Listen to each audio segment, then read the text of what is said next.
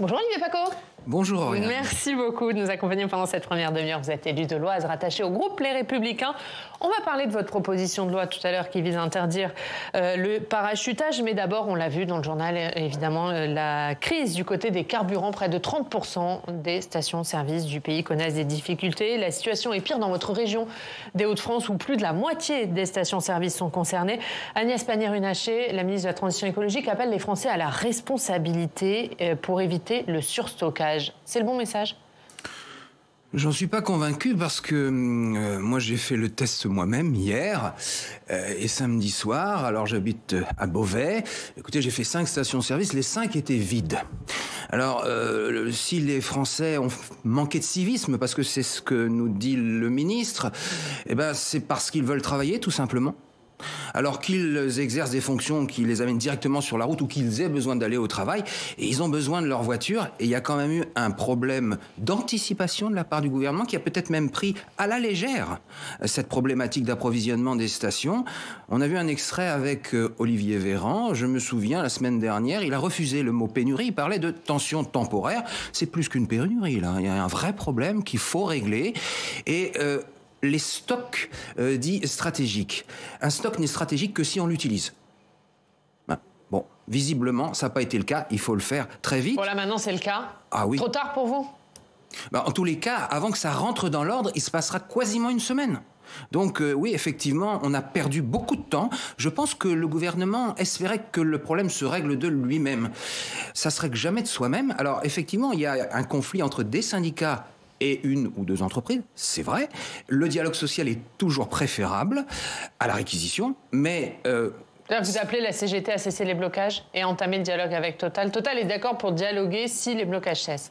Il faut que ça vienne, qu'il y ait une marche des 2 parties l'une vers l'autre, c'est évident. Mais le dialogue social est toujours préférable au blocage et à la prise en otage des Français qui est insupportable. Est-ce que vous demandez des réquisitions, comme l'a fait Bruno Retailleau hier midi ? Sincèrement, j'espère que nous n'aurons pas à aller jusque-là, sincèrement. Mais si la situation perdure, il faudra l'envisager. Un mot sur un autre sujet, c'est la réforme des retraites. Les concertations ont débuté la semaine dernière et hier, dans Le Parisien aujourd'hui en France, Édouard Philippe dit qu'il faut bouger plus et il reparle d'un report de l'âge légal de départ à 65, 66 ou 67 ans. Qu'en pensez-vous ? Je pense que la situation démographique de notre pays, tout le monde la connaît, la pyramide des âges. Il y a un vieillissement de la population et il est évident qu'il faudra travailler plus. Néanmoins, parler d'un âge pivot ou d'âge de départ, c'est agiter un chiffon rouge. Et il me semble qu'il vaut mieux parler de durée de cotisation, qu'il s'agisse de trimestre ou d'annuité. C'est une façon d'engager une réforme avec un peu plus de sérénité. Donc il ne faut pas parler d'âge, les sénateurs LR aussi parlent d'âge. Oui. Alors il y a un mix entre effectivement l'allongement de la durée de cotisation, mais également un report de l'âge. Pour vous, il ne faut pas ce critère du report de l'âge ? Je pense qu'il ne faut pas partir de ce point-là. Il faut peut-être l'évoquer, mais c'est le meilleur moyen de crisper les positions, notamment des syndicats. Allez, on va parler de votre proposition de loi maintenant, puisque vous l'avez déposée. Il s'agit d'interdire le parachutage électoral pour les députés et les sénateurs. Vous nous direz comment, mais d'abord, on va voir le détail avec Alex Poussard.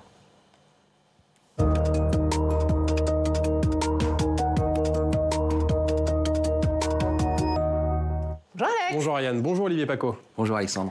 Et Alexandre disait, Olivier Paco a donc déposé une proposition de loi pour éviter le parachutage des candidats aux élections. D'abord, rappelez-nous ce qu'est le parachutage. Eh bien, le parachutage électoral, c'est une vieille pratique politique. On le rappelle, un candidat parachuté est un candidat qui se présente dans une circonscription dans laquelle il a peu, voire aucune attache locale. Alors, on va prendre des exemples, notamment lors des dernières élections législatives. Eh bien, l'exemple qu'on a le plus commenté, c'est celui de Jean-Michel Blanquer, l'ancien ministre de l'Éducation nationale, qui a été parachuté dans une circonscription du Loiret. Et cela ne lui a pas du tout réussi. Il a essuyé une cinglante défaite, éliminé dès le premier tour. Même cas de figure pour Éric Zemmour. Après sa candidature à la présidentielle, eh bien, il se lance dans une circonscription du Var, celle de Saint-Tropez, là où, selon les sondages, il avait le plus de chances de gagner, mais ça n'a pas fonctionné. Pareil, il est éliminé dès le premier tour. Alors, il y a des parachutages qui fonctionnent, notamment lors des dernières élections. Celui d'Elisabeth Borne a plutôt marché. La première ministre a été élue dans le Calvados, en Normandie, un département où sa seule attache, eh bien, c'est son grand-père qui a été maire de la commune de Livaro. Parachutage réussi également pour Sandrine Rousseau. L'écologiste a été élue en juin dans une circonscription favorable du 13e arrondissement de Paris. Et puis c'est passé aussi pour l'insoumis Manuel Bompard, élu dans une circonscription de Marseille, où il succède à Jean-Luc Mélenchon, qui lui aussi avait été parachuté dans cette circonscription en 2017. Alors que prévoit la proposition de loi d'Olivier Paccaud pour éviter ces parachutages? Alors une mesure toute simple, un candidat aux législatives ou aux sénatoriales devra être électeur de sa circonscription, inscrit sur la liste électorale, ou alors payer une contribution directe communale dans cette circonscription, comme par exemple la taxe foncière. Olivier Paccaud, d'abord une première question. Si on prend l'esprit de la Constitution, un député, il est élu avant tout pour représenter la nation et pas un territoire en particulier.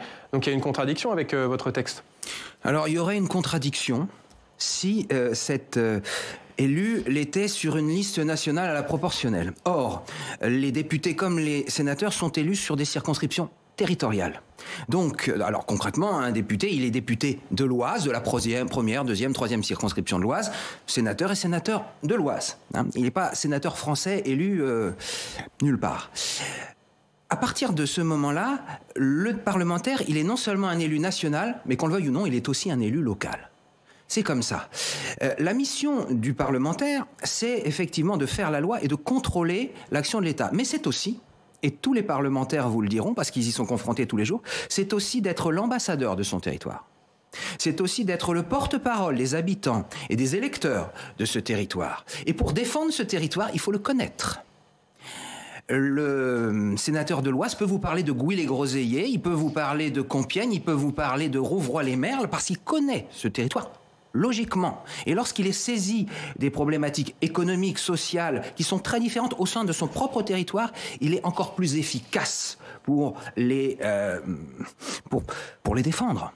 Si vous voulez, vous l'avez dit très bien, c'est une pratique ancestrale, ça fait partie du folklore de la République, mais c'est peut-être en cette période où on regrette tous que le lien entre les élus et les électeurs se soit distendu, que la participation aux élections soit de plus en plus faible, que la défiance envers la parole publique soit de plus en plus forte, eh bien, il faut recréer du lien et il faut ancrer le parlementarisme dans les territoires. Vous avez pris des exemples qui montrent que le parachutage ne marche pas toujours. C'est vrai que les électeurs sont assez grands pour décider par eux-mêmes.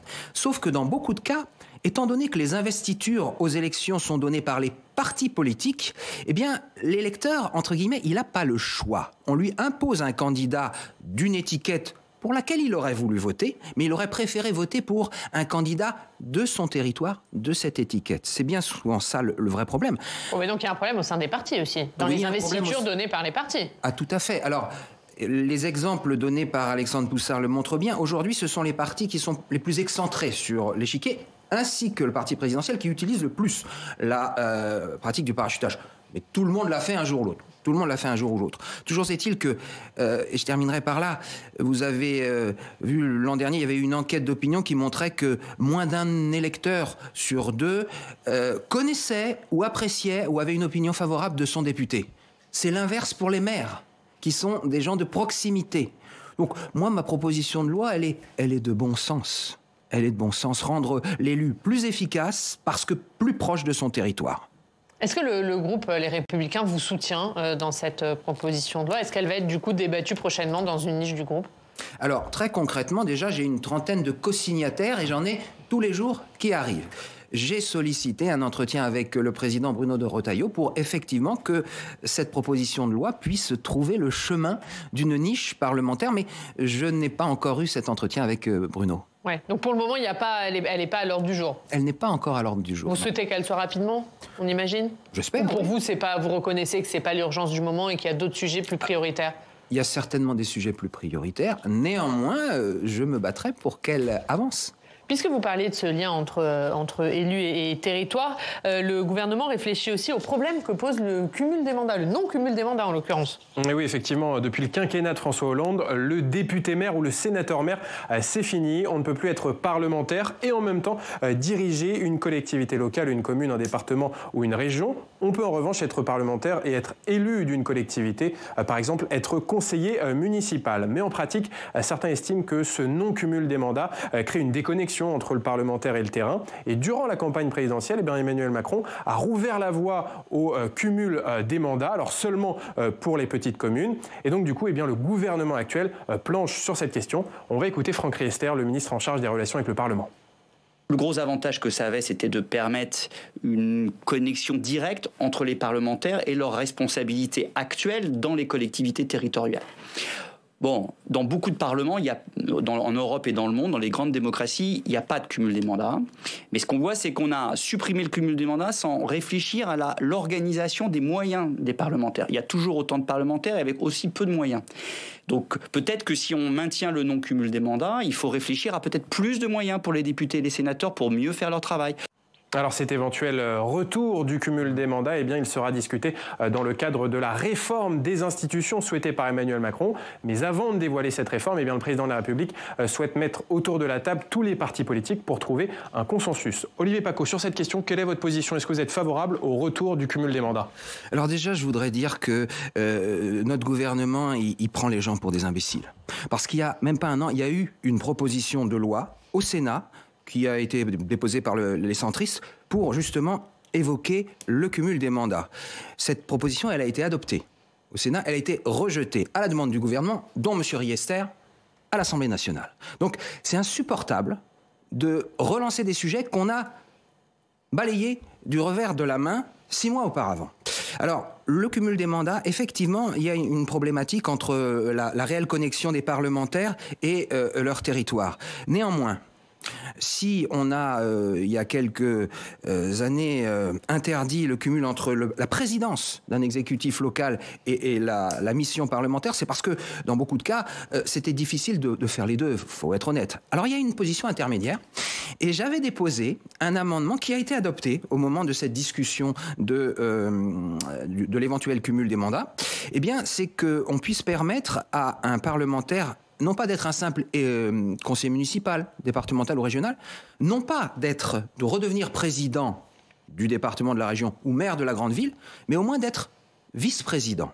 C'est une charge moins importante, mais qui permet de reconnecter beaucoup plus le parlementaire avec son territoire et qui permet à son territoire de bénéficier du savoir-faire, des portes d'entrée que le parlementaire va pouvoir apporter à ce territoire. Et mon amendement avait été adopté. Je pense que c'est une solution intermédiaire qui doit peut-être Parce que pour vous, d'être conseiller municipal ou conseiller départemental, ça suffit pas? Ou conseiller régional? Je suis conseiller départemental. Ça me permet d'être connecté. Hein. Ça, honnêtement, je laboure le terrain en long, en large, en travers, d'est en ouest, du sud au nord, toutes les semaines.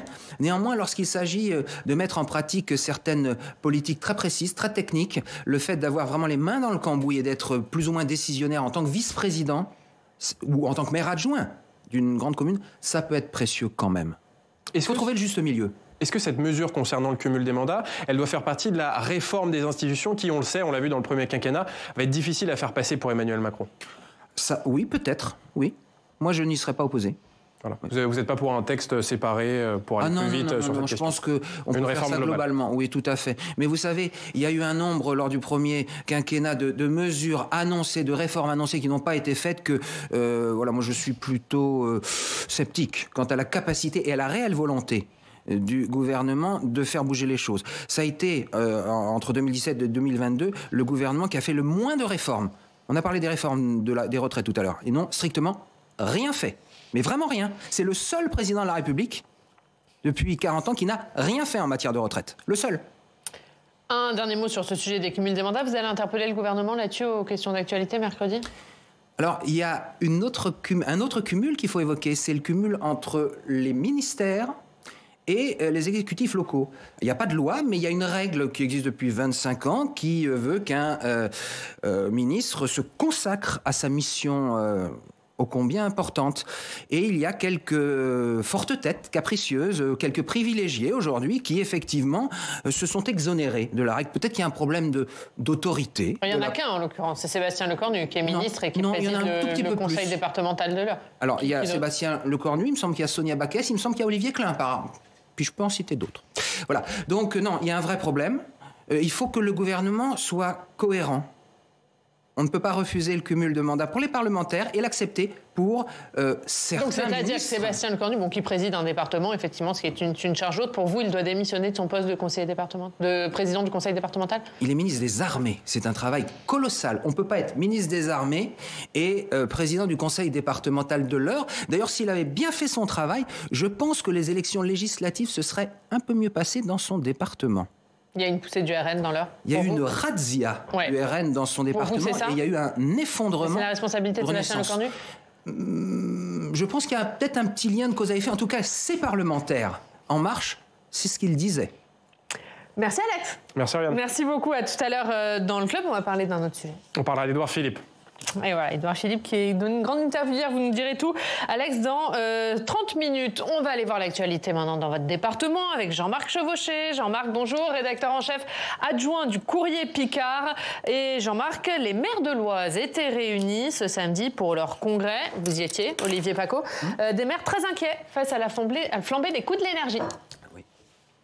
Eh bien oui, et ils sont très inquiets, mais ça n'empêche pas d'avoir du chauffage, parce qu'on a relevé que le chauffage était poussé dans la salle où les maires se réunissaient. Alors le maire de Bresles, la commune qui accueillait, nous dit que c'est un dysfonctionnement de l'opérateur privé, mais enfin ça fait 20 ans que ça dure quand même. Je pense que si c'était chez quelqu'un, ça se serait peut-être résolu depuis un petit moment. Mais en tout cas, il y a un problème plus sérieusement qui est très prégnant, et Olivier Pacot doit le savoir, avec les élus des territoires, parce qu'on leur demande de faire des économies. Ils veulent bien, mais s'ils font des économies, ils vont plus faire beaucoup d'investissements. Ils sont face à un point d'indice des fonctionnaires qui va augmenter de 3,5. Ils sont face à des réglementations sur lesquelles il va falloir aussi, à cause desquelles il va falloir aussi investir. Donc, comment ils vont faire? Des économies sûrement, mais ils vont pas faire grand-chose d'autre dans leur commune. Donc voilà un petit peu ce qu'on a vu. Donc, monsieur le sénateur, vous, qu'est-ce que vous pouvez faire ou proposer aux élus pour en sortir? Est-ce que, comme Franck Riester pour les parlementaires, il faut demander plus de moyens? Alors, le département de l'Oise est un des départements de France qui aide le plus ses communes, puisqu'on a une enveloppe dédiée à l'aide aux communes de 50 millions d'euros. Donc, nous aidons beaucoup nos communes, mais il est évident que cette année 2023 va être très difficile pour les communes. Pourquoi ? Parce que l'inflation, dont on parle à peu près à 5-6% pour les ménages, elle est beaucoup plus élevée pour les collectivités, puisque le panier de la ménagère et le panier de l'élu municipal, c'est pas la même chose. Il est avant tout constitué, le panier de l'élu par l'énergie qui a augmenté énormément, mais aussi par le ticket de la cantine scolaire qui augmente énormément. Et donc, effectivement, ils sont un petit peu affolés, les élus. Ils savent qu'ils vont être aidés par le département. Ce qu'ils demandent, c'est une hausse de ce qu'on appelle la DGF, la dotation globale de fonctionnement. Et le gouvernement promet une hausse. Alors cette hausse, elle va être de 320 millions d'euros. Ça paraît énorme comme chiffre, mais il faut ramener ça à la réalité de la DGF. C'est plus que l'enveloppe initiale du gouvernement. Oui, alors, mais la DGF, c'était 26,6 milliards, ça va passer à presque 27.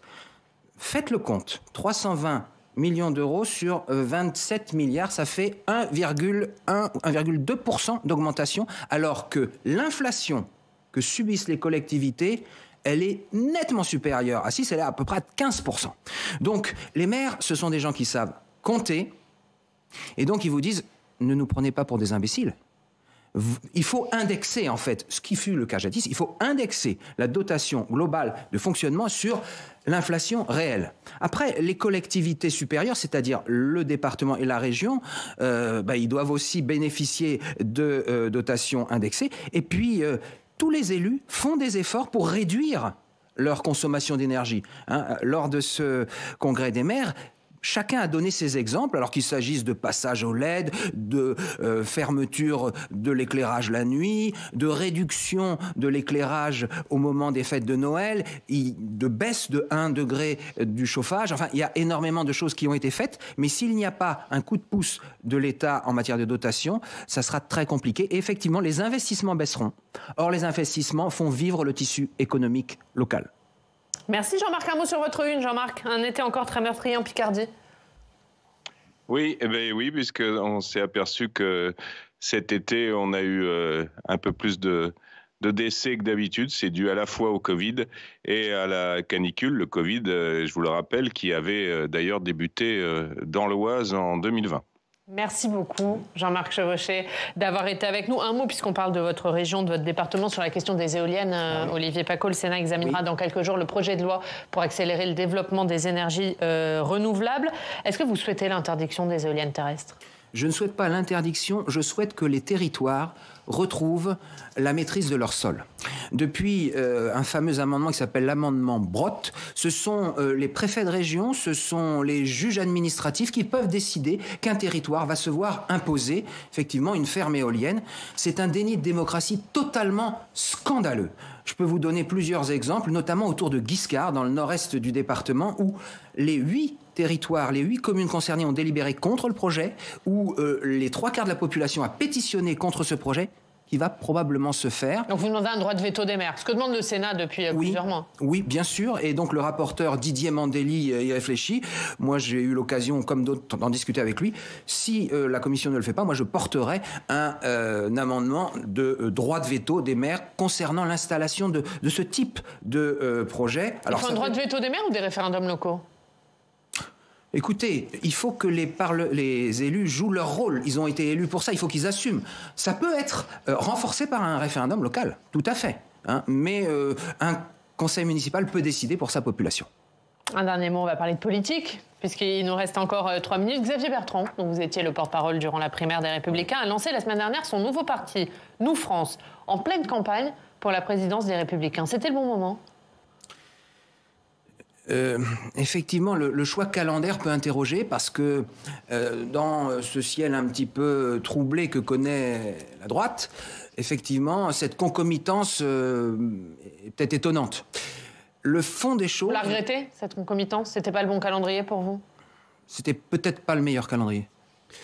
Alors, je suis toujours un grand ami de Xavier Bertrand et je soutiens sa démarche parce que il incarne le gaullisme social. Et il est aujourd'hui le seul à incarner cet esprit à la fois de solidarité et de responsabilité qui a une histoire très importante dans notre paysage politique et qui doit rester. Maintenant, effectivement, avec l'élection de la présidence des LR, ça pose problème, ce calendrier. Peut-être Xavier a-t-il voulu montrer aux candidats qu'il fallait compter sur lui, qu'il fallait compter sur cette famille politique, ce gaullisme social. C'est une façon de prendre date. Prendre date pourquoi ? Pour 2027 ? Peut-être. Mais c'est peut-être un peu tôt. Et est-ce que c'est la bonne méthode ? Est-ce qu'il peut avoir un pied dedans, un pied dehors ? C'est difficile. Moi, je pense qu'en politique, la clarté est toujours meilleure. Et la clarté, c'est effectivement d'avoir les 2 pieds qui marchent dans le même sens. Sinon, à trop s'étirer, c'est compliqué. Mais peut-être que Xavier Bertrand réussira-t-il à imprimer une marque de gaullisme social indispensable à cette famille de droite qui semblait un petit peu... s'être évanoui. Mais les 2 pieds, ils doivent être où pour vous ? Est-ce qu'il doit rester chez les Républicains ou est-ce qu'il doit affirmer, dire Nous, France, c'est un parti à part, je quitte les Républicains », ce qu'il avait fait il y a quelques années, mais peut-être aussi ce qui lui a coûté la victoire à la primaire. Est-ce que là, il est en train de refaire la même erreur ? Peut-être. Peut-être. Je pense franchement que à partir du moment où il avait quitté les Républicains, y revenir, ça lui a coûté effectivement la primaire. Là, il est resté aux Républicains, il crée ce qui était d'abord un think tank et qui devient aujourd'hui un parti. Donc effectivement, ça trouble certains militants, moi, qui me l'ont dit. Alors, je ne suis plus LR, moi je suis resté hors des LR depuis effectivement 2017, mais je comprends effectivement le malaise chez certains, comme je comprends la volonté de Xavier Bertrand de faire en sorte que le gaullisme social soit encore présent. Parce que si pour... Est-ce qu'il est plus présent aujourd'hui chez les Républicains pour vous ? En tous les cas, dans l'esprit de beaucoup de gens, il ne l'est plus. Il ne l'est plus. Et j'espère que Bruno Retailleau, notamment, ou Aurélien Pradier sauront le faire revivre. Vous savez, la droite, il faut qu'elle marche sur 2 jambes. Il faut qu'elle marche sur une jambe, effectivement, d'ordre, d'identité, mais aussi de redistribution des richesses. Bon, si on vous comprend bien, vous ne souhaitez pas qu'Éric Ciotti gagne la présidence des LR? Si j'avais à voter, Ouais. je voterais pour Bruno Retailleau. Clairement. C'est un homme de parole, de conviction. C'est un homme aussi qui a un large panel au niveau de ses idées et qui, à mon avis, pourra mieux représenter cette famille politique, oui. Merci Olivier Pacot. C'est moi qui Merci vous remercie. beaucoup d'avoir été notre invité pendant...